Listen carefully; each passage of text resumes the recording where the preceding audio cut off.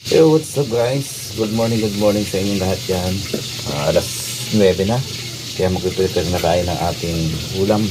Meron tayo itong gulay na hiniwang kamote. Yan, kamote pula yan. Tapos meron tayo itong mga gulay.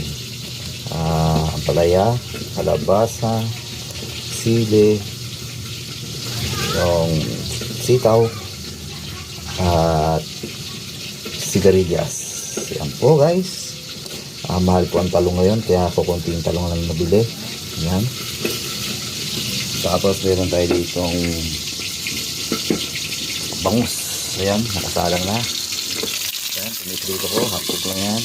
Meron tayong talbos ng kamote at kamatis na sobrang mahal. Ay nako guys, napakamahal po ng kamatis ngayon. 12 pesos po yung isa. At meron tayo ditong luya. At sa lahat yung pampalasa sa buong isda. Guys sa mga napapanood nito, bukas marami ka ng pera. What's up?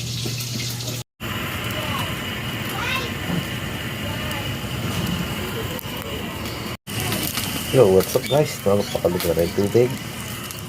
Ilagay natin yung dinurog na luya. Yan. Depende sa inyong gusto kung iwain yung mag-date ka. Yan, konting tubig lang po yan. Tapos lalagay natin yung pakuloan natin yung kamote, pinapilatan natin. Yan, medyo ang dami. So sarap yan. Yung mga gulay natin susunod, yung isda, palabutan muna natin yung kamote guys. What's up? Ha?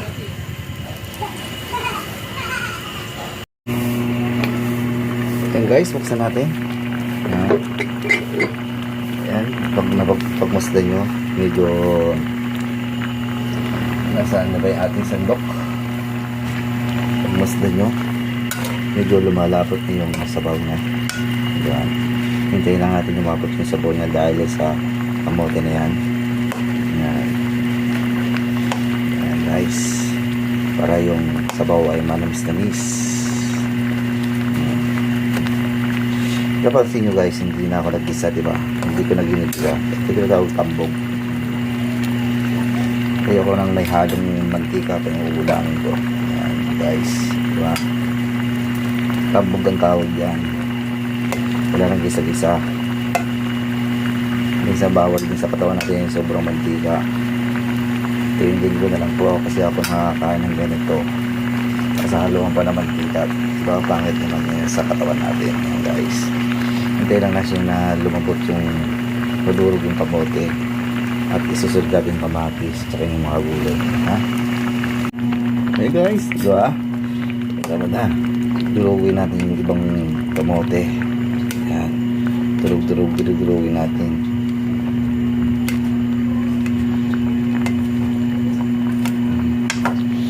Para mamumuot yung sabaw, mga namis-namis.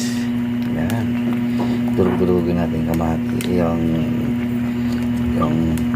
ibang kamote para siguradong diba, malamis-namis na. Yan, tapos lagay natin yung kamatis. Pinakailangan yung kamatis masurot din. Yan guys, so pakuluan lang natin ng konti.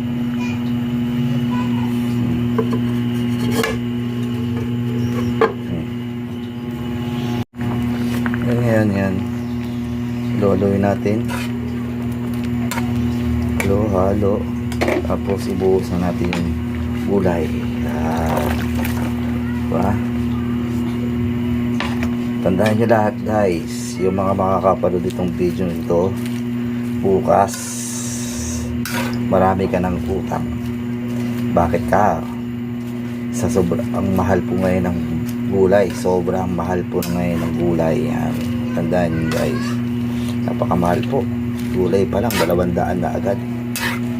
Simpleng pakbet lang po yan. Hindi mga kompleto yan guys.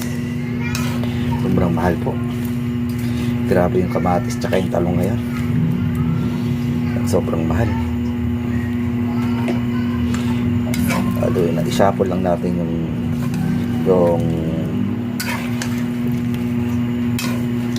shuffle lang po natin yung ating gulay. Yan.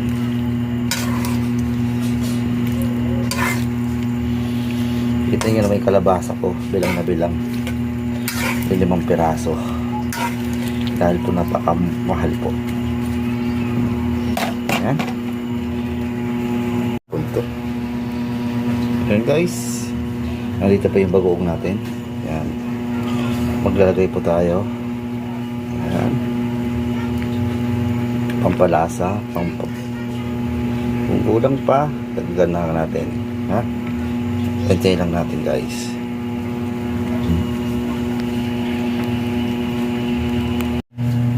Ito guys, lagyan natin ng konting paminta ating niluluto. Ayan guys, lagyan natin ng konting paminta ating niluluto, pamintang durog, diba?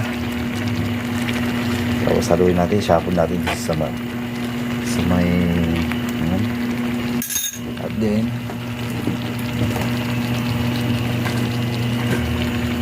lagyan natin yung pampalasa. Yan. Huwag muna tayo maglalagay ng asin dahil tingnan natin kung tama na yung alat dahil may bubuong na po yan. Dapat po natin haluin.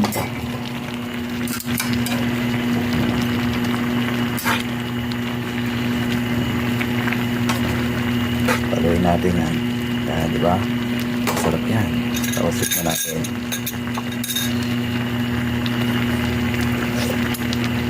Diyan tayo ngayon maglalagay ng asin kung kulang. Diyan maglalagay tayo ng asin kunti lang para hindi maalat. Guys, ayan, magsimple ka ng ulam.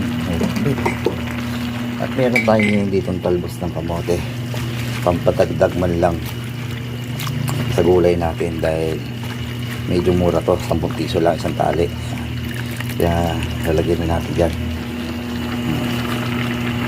kasabay ng ating pangsahog na pritong bangus. Yan, diba?